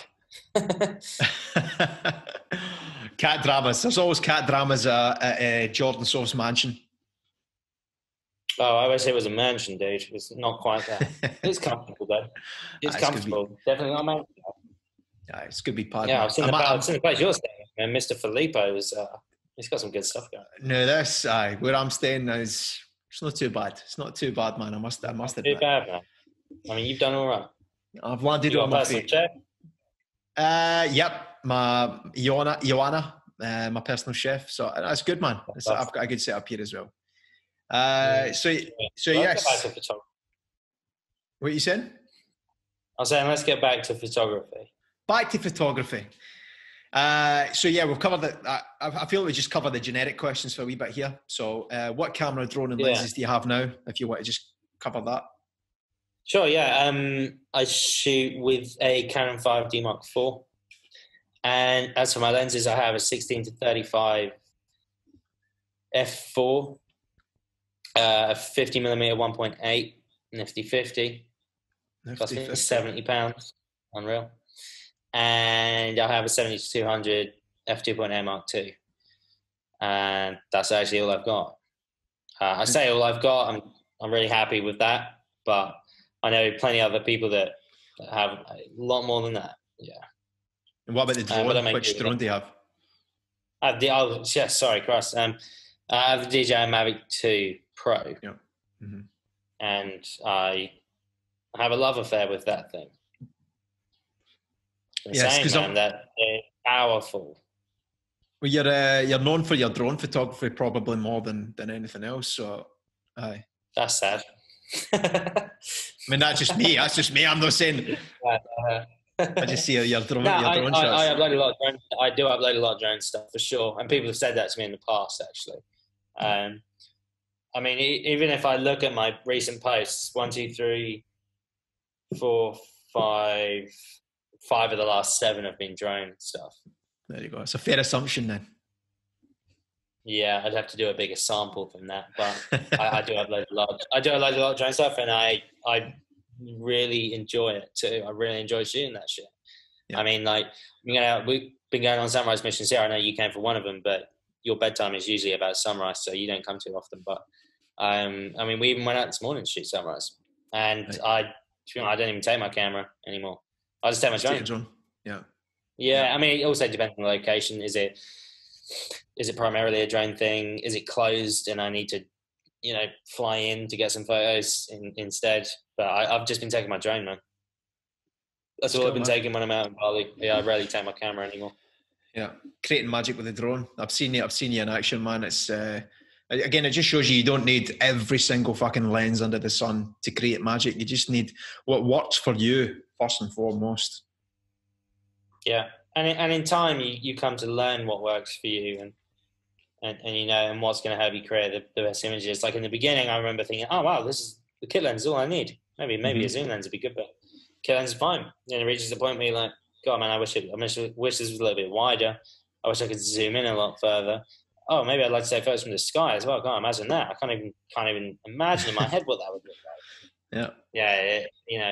It just takes time to figure out what you like, and then if you're taking it down the social media route, what are your audience like as well? Yeah. Well, at what point did you start the Instagram account? And at that point, did you have any aspirations or inclinations to have the success that you have today, or the size of following that you have today? I mean, I never would have, if you told me then that this would be what's happening and where I'm at, it would have just sounded quite ridiculous. I didn't ever have the intention of being where I'm at. But I thought at the time, I started my Instagram account back in uni. When I started posting photos from my camera, I still had all my university stuff on there. When I started to get a bit more serious, I decided to delete everything. So unfortunately, we can't review that stuff. There's a lot of nuggets in there. But yeah, man, it's I didn't ever have the intention. It was more just a love for what I was doing that kept me doing it. And the reason I left China, it wasn't because, well, I think before I left China, actually, I was gaining some followers. By the time I left China, I had about 5,000 followers or something like that. 5 to 6,000, I'm not really sure. But it was more at the time just I really love what I'm doing, and that followers thing is just an add-on. It's just a bonus that comes with it. Like, I'm just in a lucky position. I live in China. no one else is really sharing photos from China right now. And even though a lot of my photos probably weren't that great, a lot of people weren't seeing it at the time. And maybe for that time, the standard of my work was considered higher than it would be if it was the same now. Yeah. So I think I started very much the right time. Very fortunate for that. But yeah, didn't ever intend for this. It was more an obsession. Yeah, more an obsession, dude. I wanted to shoot. I love traveling. I love taking photos. I want to do those two together because I've never done that before. So I want to leave China and do that full time. Yeah. I have no idea where this is going to end up. I don't know how I'm going to make any money. But I'm not stupid. I'm sure I can figure it out. Yeah. Do you feel like you had a natural talent for this, or is it something you've had to work twice as hard as others to achieve? I mean, partly natural, maybe. I've always been fairly artistic. I used to draw a lot as a kid. I took art classes in school. Like I would do after school art and design stuff. But maybe that translates into photography. I don't know. I think I think my like OCD kind of I don't have OCD, but I think there's kind of tendencies I have to try and make sure everything's perfect, everything's aligned, that kind of stuff. I think that translates from definitely from when I was a kid or whatever, growing up and being in school and studying art to now. I would say that absolutely has come through more than anything I learned at university. Right. So you've always been quite artistic then. Do you feel like that was just natural. And then as for working hard, I think I've just spent a lot of time analyzing other people's work, trying to, let's say when I first started out, it was I'm gonna spend a shitload of time looking at other people's work, and because I don't know what I'm doing, I'm just kind of making this up as I go. So I'm going to see what they're doing. How can I kind of apply the lessons or the things that they've applied to their own photography into my own work, and then over time maybe I'll kind of figure out my own way. Yeah. When did you? I think I trusted in the process. Yeah, that's a good insight again, man. That's good insight because again, a lot of people might think, oh well, I've not really got a natural talent for this. I don't know if I need to work twice as hard at this, but I think being artistic definitely has a big benefit because you have to have an artistic eye for things, definitely. Yeah, maybe. But I also spend a lot of time looking at. I don't know the science behind that, so can't quote it. But like I said, I spent a lot of time looking at other people's work. Yeah. So it's again, always looking at my own work, and I still do this now. I'm always looking at it, thinking like going back on like the past few weeks, let's say the past 2 or 3 weeks of the photographs of things that I've posted or client work that I've sent out, and just looking back over it and thinking, like what would I have done differently now? Like how would I change what I sent to this client a year ago or 6 months ago? Like how would that change now? Yeah. So you feel your style's constantly progressing, constantly evolving every single day. Constantly. It's probably the reason I wouldn't say I always reshare old work, but I have a habit of resharing older photos that are re-edited. Is because I kind of want to. It's kind of a challenge for me. It's like I want to go over. I don't like the way I did this in the past. I'm not like upset over it. I mean, it is what it is. It's progression, but it's nice to kind of go back on all this stuff and think like, how would I do that differently now? And then what I know. Yeah, there's always someone like, you posted this on November 6th. 2017.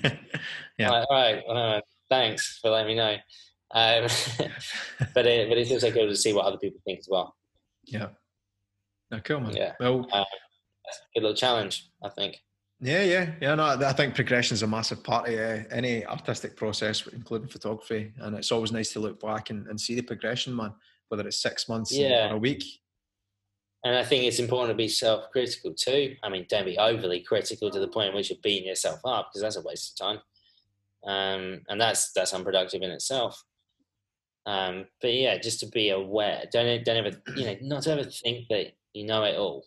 Yeah. Not to ever think that, I don't think it's great to be comfortable with what you're doing.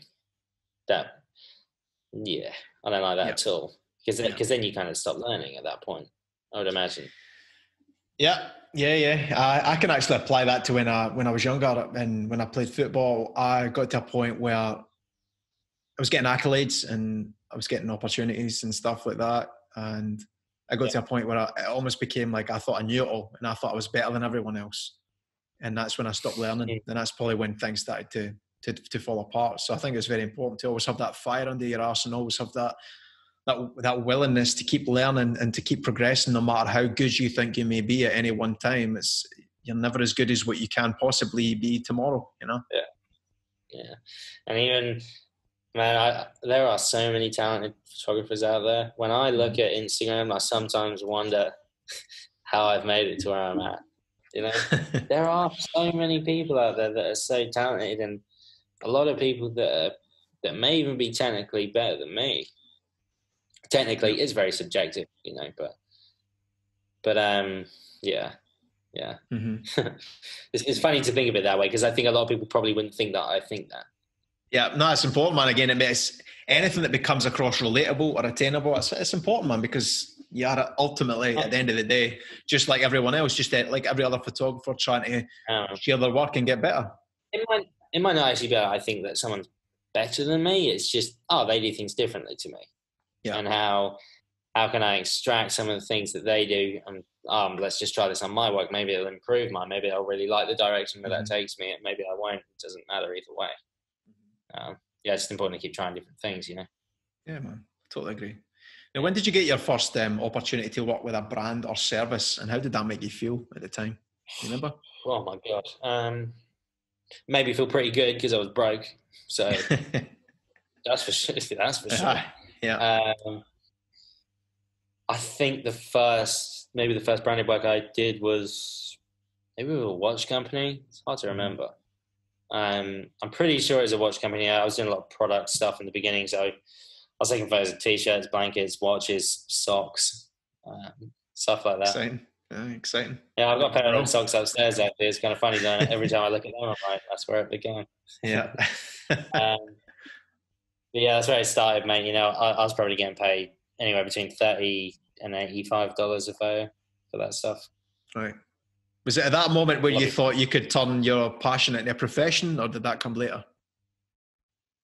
Well, yeah, I think when I first started making money with it, it's then that I realized that, you can actually make money doing this stuff. Like, and, you know, it felt weird at the time, even though I was probably getting paid jack shit. It just felt weird to even be getting paid. It just felt like, how am I kind of getting paid for this? I can't believe this is happening. Like I knew that other people got paid for that work, but this is happening to me, so I must be on the right path. If someone's willing to invest in me, it wouldn't be for a joke, would it? Like, what's the point? So there's obviously something there. I just need to dig deeper and kind of figure it out. But that's the first kind of stuff I remember, man. It was either watches or t-shirts. Would have been the first place I started, and I think product photography is a great place for people to start. Yeah, it's a good entry point. Absolutely, I totally agree, man. It's amazing, isn't it? And I think sometimes people, they might see the whole Instagram things. I don't have these followers. I only have 500 followers. Like, how am I supposed to get a job? Well, it's because you're thinking about it in the totally wrong way. What do you think? You're going to get a social media focused tourism board campaign? No, a chance in hell you're going to get that. So many followers, but if you approach it in a different way, as in, you know, I can create content for you. It's got nothing to do with social media, but I can create content for your marketing campaigns, your website, fucking leaflets, whatever. It doesn't matter. Then yeah, if you have the right work, then why wouldn't they be interested in working with you? It's just, I think people approach it in the kind of the wrong way, and you don't have to use social media at all. You just need to contact a product company, like a watch company, sock company, I don't care what it is, with examples of kind of relevant work. Is the best way to do it. Let's say you want to contact a watch company. Take photos of your own watch. Take photos of your dad's watch. Take photos of your nan's watch. I don't care. Just take some cool photos of a watch, a few different watches, and send that off as a media kit and be like, hey, I'd love to create some stuff like this. Or don't even use your photos. Create a mood board of photos that you really like online. I mean, it's way better if you have examples of your own, way more respectable. But yeah, and just send that out. Yeah. Yeah. Do you think this? I'd like to take some photos for free. I'll send you 5 to 10 photos of these watches, of your watches, for free. Because no cost you at all. If they really like the photos, chances are they're probably going to want to work with you more. If they don't, move on to the next. Do you think there's too much reliance? Do you think there's too much reliance on having a social media following? And do you think there's like a correlation between your social media following and your talents as a photographer? Too much? No. I'm sorry. So do I think there's a strong correlation between followers and talent? That people think that people, so if I'm a photographer and I've got 500 followers, I think, well, I'm not that good because I've only got 500 followers, whereas I could have better work than someone who's got 50,000 followers, but because I've only got 500, I feel inferior to them, when that's completely not true at all. Yeah, I mean, that's just the whole game of comparison, isn't it? Yeah. Which is very dangerous. You know, if you're starting out and you don't want to be comparing yourself with people that have hundreds of thousands of followers. What's the point? It's like apples to oranges. Yeah. It doesn't make any sense. Like, you know, you've been doing this for 2 weeks. This guy's been doing it for 5 years. Yeah. You know? Yeah. Well, like, what the hell do you expect? That's the comparison thing. You just want to be inspired by these people that are doing good things, not kind of see yourself in competition with them. Yeah, totally agree. I mean, maybe. Yeah. How is that going to serve you going forward? I understand the realm of competitiveness though, but yeah, I just think how's that actually going to help you at all? Comparing yourself to other people, like that, it's totally subjective. This whole art is subjective now. There really isn't, like, maybe that you could say technically this photo is more appealing than the other, but it's not necessarily like his work is better than mine, your work's better than hers, her work's better than his. It doesn't really work like that. Depends on the opinion, man.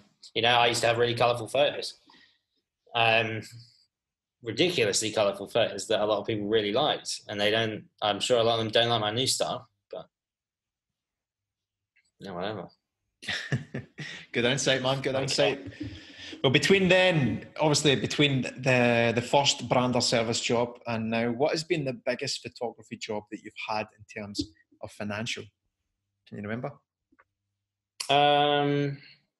Yeah, it's probably a tourism board job. Yeah. You mean specifically? Yeah, just one job where you thought, wow, that's a hefty check. That'll be a few bintangs when I get back to Bali. I'm trying to imagine, like, at the time where I was like, whoa, that's insane. I don't even know if I can really talk about like which company it was because I signed a contract or some shit like that. Okay. But I'll talk about it. I can talk about it like, as if we don't know who the company are. Okay. I don't know, like some jobs would have made like 14 grand in like 4 days. Right. And they pay for everything. You stay in nice hotels. You don't really do a lot of work. I mean, you're in and out. By the time you get home, you're like, whoa, what just happened? I was just on a trip with all my mates and now I'm home and there's a load of money in my bank. Like, that's really strange. That's a really strange feeling. Yeah. It's very surreal. I don't tend to think about the money too much, and I'm a fan of it. I mean, it helps you do good stuff, and it helps me to grow my business. Then the more the merrier. But yeah, at first it can be very surreal. Yeah, I remember being offered a tourism board job years ago, and I think I got offered it's like I don't know, £2,500. You're going to do this job. I mean, the deliverables were pretty ridiculous given what I was getting paid. But I remember thinking, like, what? Like, I can fly to this country and literally take photos for £2,500 over like 4 days. Are you kidding me? Like, that's ridiculous. But literally doing what I love and you're getting paid that much money. I couldn't believe it. I was like, I'll do anything you want for that money. I will leave it at that just in case. Yeah, please do. But yeah, I probably won't just name companies just because. Of course, no, you don't need to name companies, man. It's just obviously just getting a bit of an insight to the financial returns and stuff. I was actually going to ask you next, what about in terms of prestige? Was there a job that gave you the biggest personal satisfaction where you felt that you'd really made it? Was there again, you don't need to name companies, but was there a point where you thought, wow, Yeah, can't believe I I'm can do working. it like that for sure. I mean, it was a really nice feeling to work with Adobe. Right. I'm working on a project with them right now. I worked on a project with them in December as well. I've just been approached, and we may have spoken about this in person, but I've just been approached by a camera brand to work with them. Mm-hmm. Won't name names, but felt good. Yeah. Felt really good. I mean, it felt like something that's maybe more like something I felt like I'd been working towards for a long time, subconsciously. Like when it came around, I was kind of in two minds. I was like, I wanted this for so long on one hand, and then on the other hand, I was like, fuck yeah. Like I work my ass off. Like, let's do it. Let's go. So that came around. Probably Adobe was a really cool feeling because I use that shit every day. And then, yeah, I mean, there are all kinds of different ones that come up, man. But like the tourism board ones are always nice when they do come up, because you think in a way like you've been selected to kind of represent that country in a way. Yeah. I mean, that's that bottom line. That's pretty much what it is. Yeah, no joke. I mean, like the aim of your work is to attract potentially tens of millions, if not hundreds of millions of people to their country a year, which for some countries is a huge deal because it's, it's a massive deal. Tourism is a massive deal for some of these countries. So absolutely, man. That's a really cool feeling, and it doesn't. I don't know. I don't ever feel too worried about doing jobs like that. I guess because am I comfortable doing photography? Is that why? I shouldn't feel that way. But yeah, I would say those are the few that kind of stick out, Yeah. And there are some that pop up here and there where you think, what the sick. Yeah, I'd love to do this. That's cool. There's also a lot of junk that comes through too. Let's not forget. I can imagine. Yeah, I can imagine. You've got to filter through the junk to get the nuggets, the golden nuggets, I can imagine. Yeah, I mean, if someone emails me and doesn't use my name, it's not like I have a complex about people using my name. Yeah. But if they're like, hi, I just delete those emails. Yeah. It's just generic. I don't even read them though. Yeah, just hi, delete. Or if it's hi at Jordan Hammond, then they're just scraping names off Instagram. I'm like, okay, you're going to be deleted too. And then there's other people that email you and you just think, why the fuck are you emailing me? Like, we aren't aligned at all in anything we do. And they're like, oh yeah, we think you're really suited to our brand.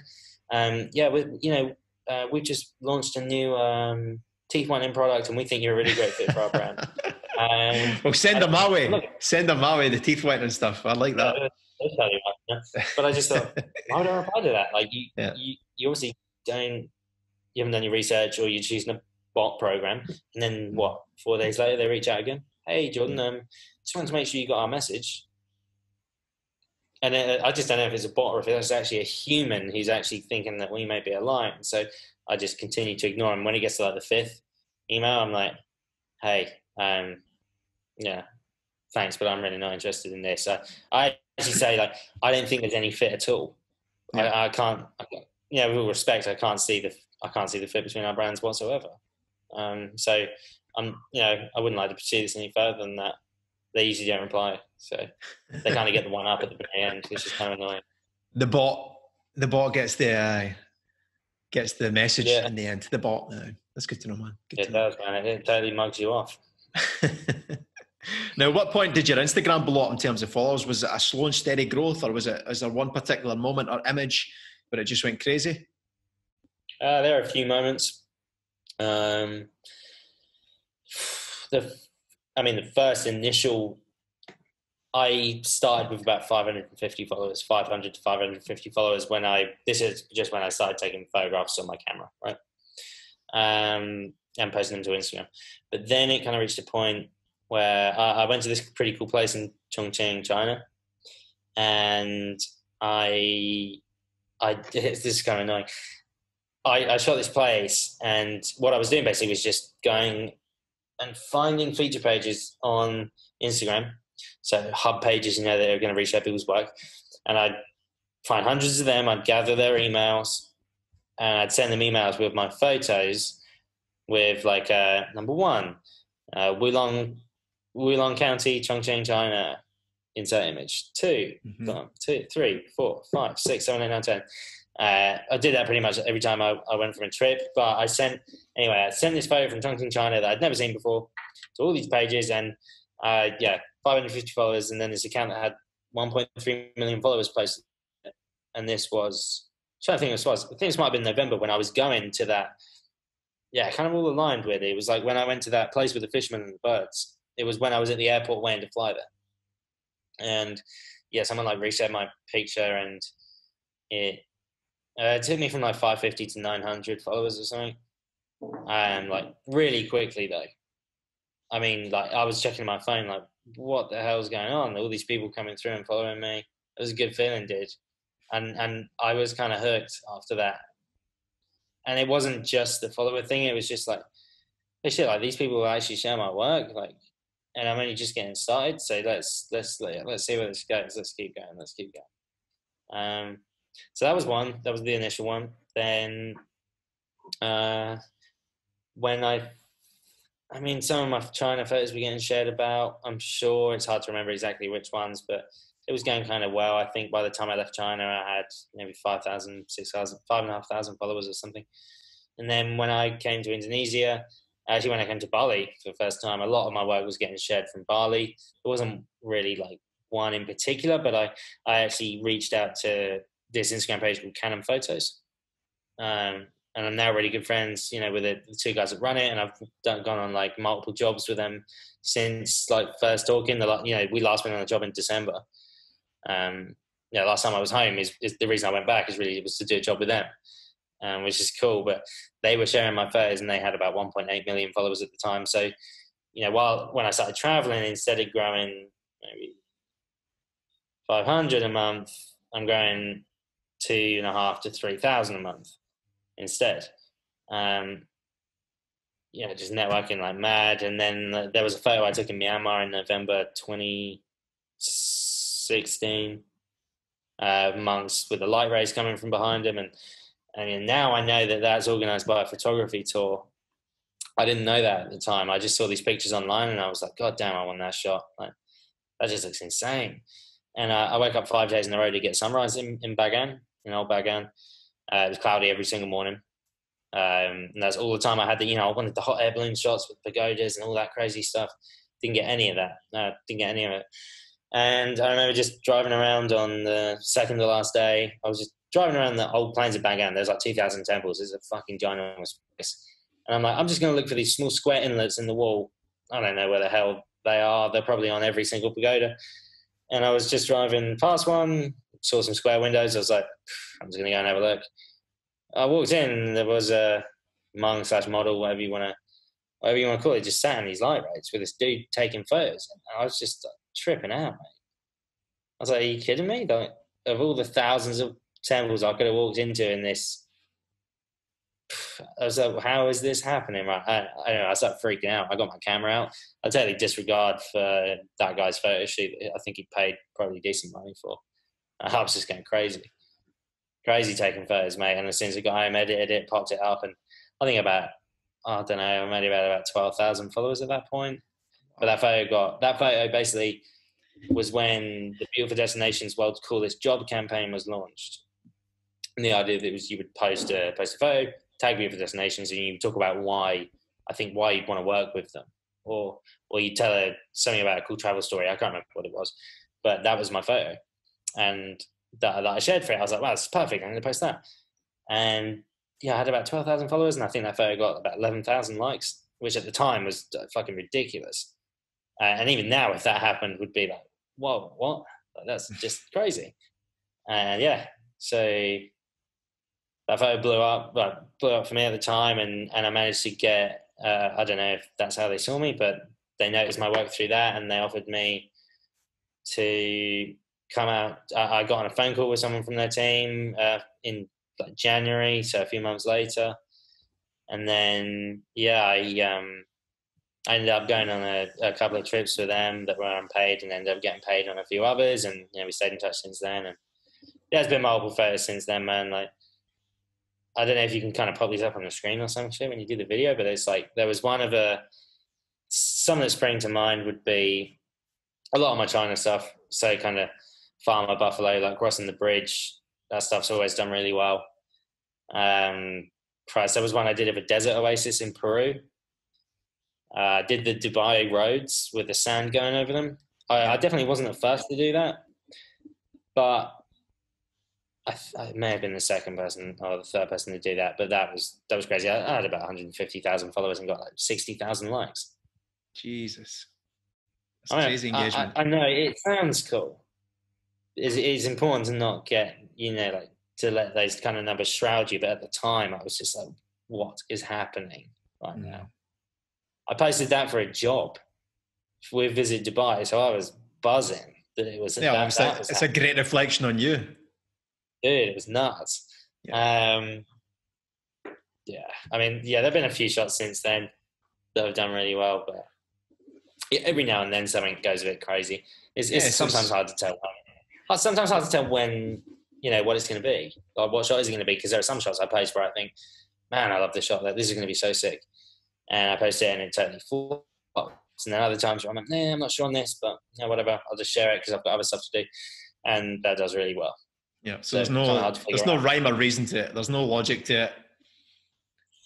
No, I mean, unless I just repost an old photo that I know is going to do quite well, then there's kind of logic to that, but it almost seems illogical because people have seen it before. Yeah. I don't know, dude. It's a tough one. Yeah. This is a tough one, but yeah, most of the photos that have really blown up have been my first from China. Right. Hence your love for China. That's why I stay in Asia, man. Yeah. So much left to discover, I've been shooting it for like 4 or 5 years now, and I feel like I barely scratched the surface at all. That concludes the end of part 1. If you're still with us and want to find out more, then join us in part 2 for a further insight into the mind of the man, the myth, the legend, Mr. Jordan Hammond.